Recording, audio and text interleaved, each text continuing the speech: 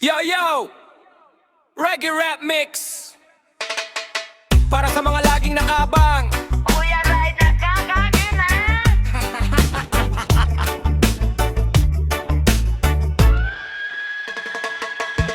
Umaga pa lang nakaabang na sa gate. May parcel daw ako, sabi ng update. Out for electric, abay excited. Pero wallet ko biglang naging affected.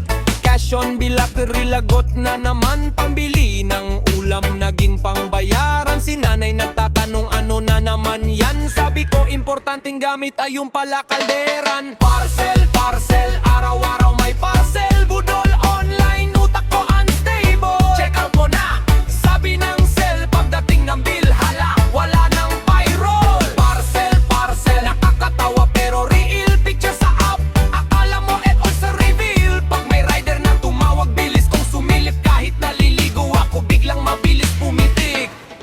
Flash sale, flash sale. Nako delikado, isang pindot mo, sweldo mo kalbo. Akala ko mura, akala ko panalo. Pagdating sa bahay, may din ewan ko. In-order ko shoes para astig datin. Pagbukas ko box, chinelas ang rating. Yang size medium, naging pang basketball team. Sabi ko refund please, sakit sa feeling. Si ate kapitbahay may parcel din lagi. Arang-araw-araw may mini Christmas party. Rider na kilala buong pamilya namin. Mas close pa sa tatay kong wow sa timing. Parcel, parcel, buhay online shopper. Wishlist marami pero laman bulsa copper. At to cart parang madaling gawin pero bayaran na. Gusto mo nang magtanim. Parcel, parcel, o nakakatawa men. Pero totoo to sa maraming kababayan. Pag may dumating saya na expression, active ko quit na stress at depression. Oh, online shopping pa more.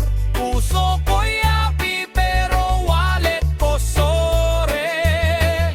One click lang, ubos ang budget score. Pero bukas ulit, check out pa more.